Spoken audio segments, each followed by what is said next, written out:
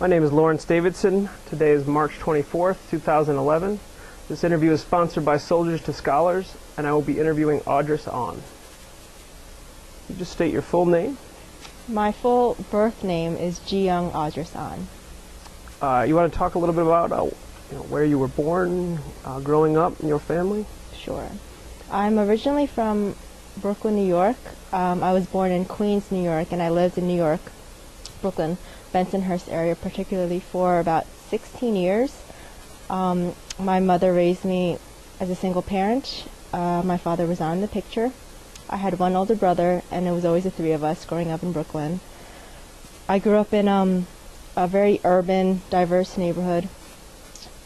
Nothing like the suburbs where I'm at now.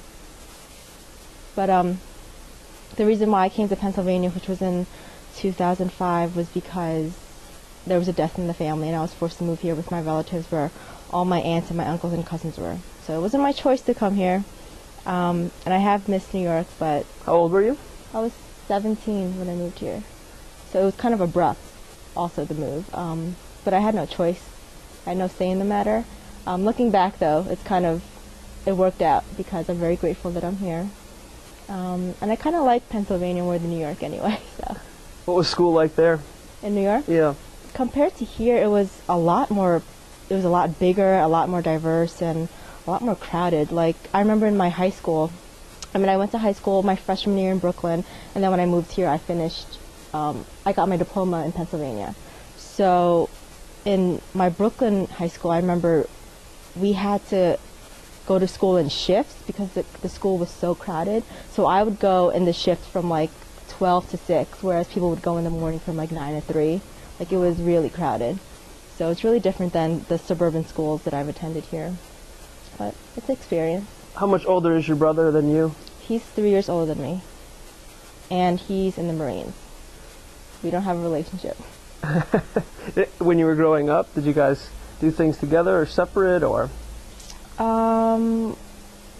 We had a period of hating each other from like 1 to 10 years old, like I guess the pre-pubescent years. And then when he hit high school and I was in junior high, we became really good friends. Like, we were like best friends. Always laughed together, always talked about things.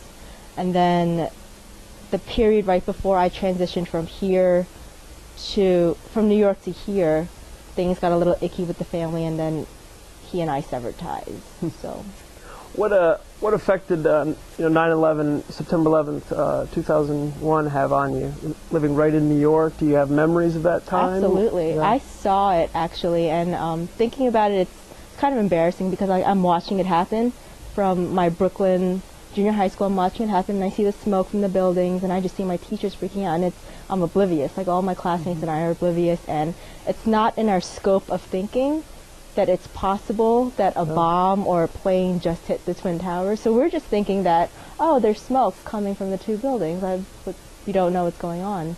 And I just remember being sent home early, and no one would tell us what was going on. There was no official announcement from your teacher or from loudspeaker? No, the teachers were just like, I can't believe they would let this happen. Like, they were saying really ambiguous things, something about a bomb, which wasn't the case.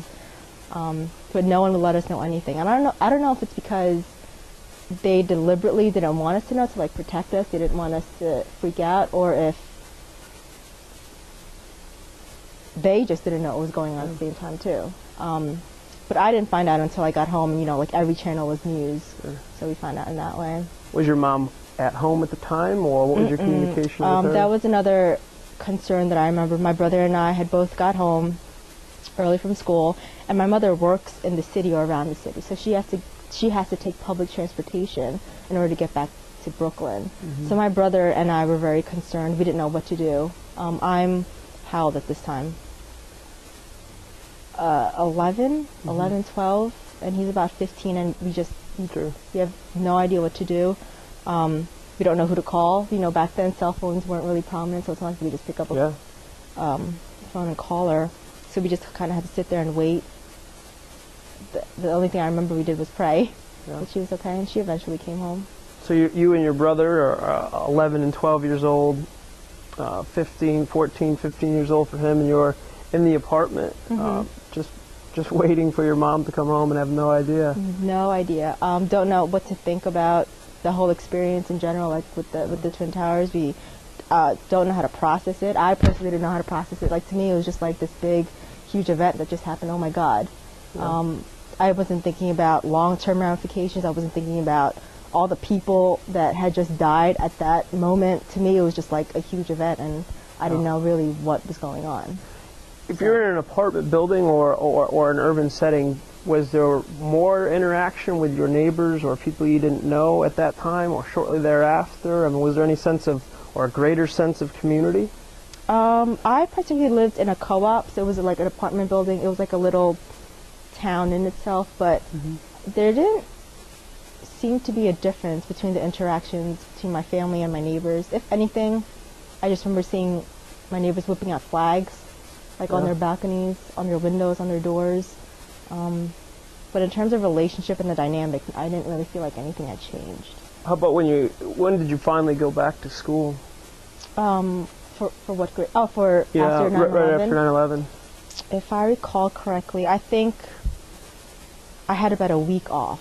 I don't know how it went for other surrounding schools, but I had about a week off, and things occurred normally.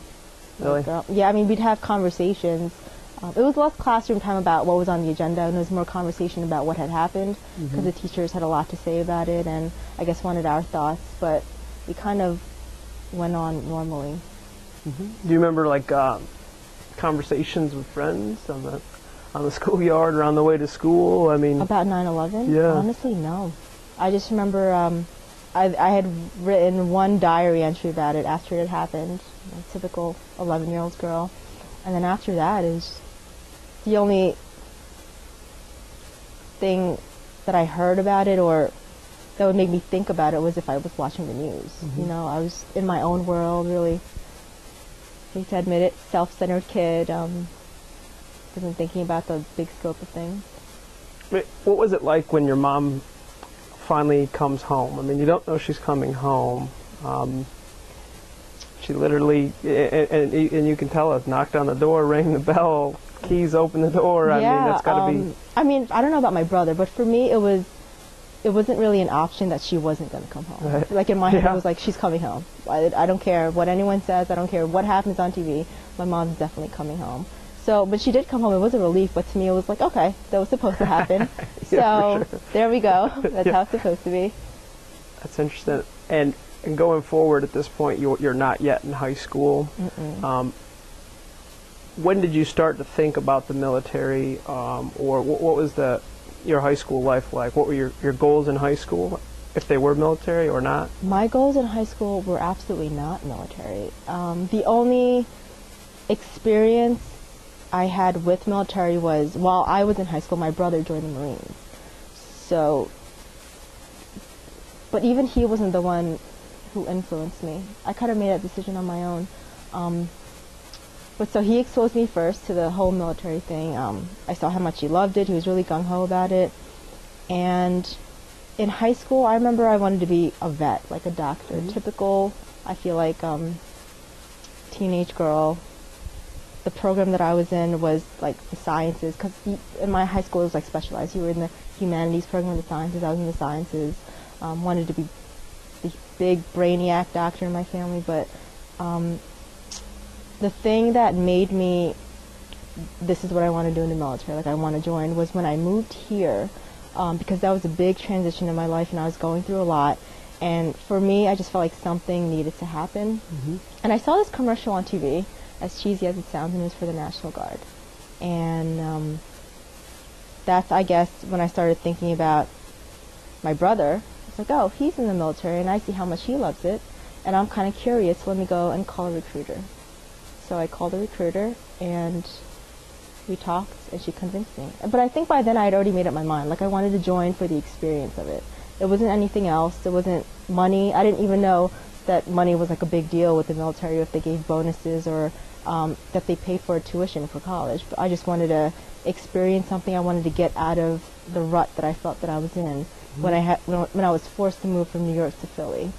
I was really unhappy, mad at my family, mad at the world, and I kind of saw the military